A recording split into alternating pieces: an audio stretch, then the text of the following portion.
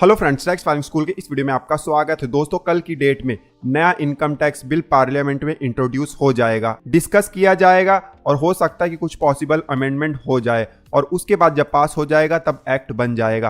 फिलहाल ड्राफ्ट आया हुआ है तो एक्सपेक्टेड है कि फ्यूचर में इसमें कुछ चेंजेस भी हो सकते हैं। ड्राफ्ट में क्या इंपॉर्टेंट पॉइंट है हमारे लिए, उसके बारे में हम जल्दी से बात कर लेते हैं। पहले तो देखिए, ये जो बिल आया हुआ है बहुत छोटा सा है।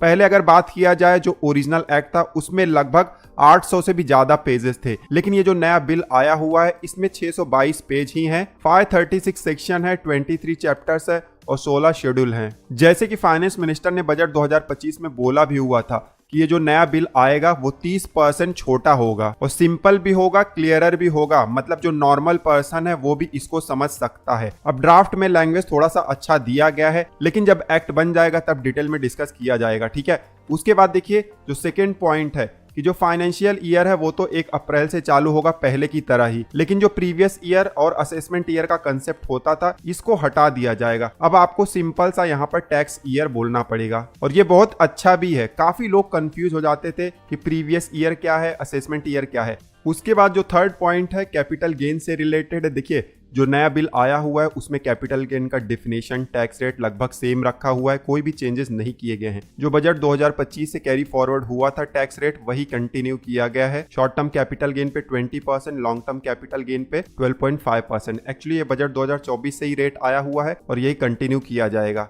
फोर्थ पॉइंट की अगर बात करें तो फोर्थ पॉइंट में देखिए जो इनकम टैक्स रेट है, स्लैब रेट, वो पुराना ही है, कुछ नया चेंज नहीं किया गया है। हाँ, कुछ डिडक्शन और एग्जेम्पशन प्रपोज किए जा रहे हैं। हो सकता है कि पार्लियामेंट में डिस्कशन के बाद कुछ नए एग्जेम्पशन डिडक्शन ऐड किए जाएं, लेकिन ध्यान देना है ये जो बिल है इसमें स्ट्रक्चर पर ज्यादा फोकस किया जा रहा है कि प्रोसेस को सिंप्लीफाई किया जाए। जो टैक्स रेट होते हैं, एग्जेम्पशन होते हैं, उनको फाइनेंस बिल के जरिए हर साल चेंज किया जा सकता है। उसके बाद फिफ्थ पॉइंट बहुत ही ज्यादा इंपॉर्टेंट है। जो इनकम टैक्स ऑडिट का ड्यू डेट था उसको बढ़ा दिया जाएगा। जो सितंबर का ड्यू डेट होता था उसको अक्टूबर किया जाएगा और जो अक्टूबर होता था उसको नवंबर कर दिया जाएगा। लेकिन जो नॉर्मल ड्यू डेट है, मतलब नॉन ऑडिट वाले केस, उनके ड्यू डेट में कोई भी चेंजेस नहीं किया गया है। अब एक्सपेक्टेशन तो ये है कि पार्लियामेंट में जब डिस्कस होगा तो ये जो ड्यू डेट है नॉर्मल पर्सन के लिए इसको भी बढ़ाकर 31 अगस्त कर दिया जाए, लेकिन अब होता या नहीं होता फ्यूचर में हमें पता चलेगा। उसके बाद जो 6 पॉइंट है बिजनेस के लिए, सेक्शन 44 AD है, ADA है, और अगर आप डिजिटल पेमेंट रिसीव करते हो सेल के लिए तो ऑडिट का जो टर्नओवर है वो हाई रहेगा और ये सब पहले से ही है। AD में आपको 3 करोड़ तक का टर्नओवर मिल जाता है, ADA में आपको 75 लाख तक का मिल जाता है। उसके अलावा अगर डिजिटल पेमेंट रिसीव करते हैं तब देखिए आपको 10 करोड़ तक का ऑडिट के लिए टर्नओवर मिल जाता है। तो ये सब पहले से ही है,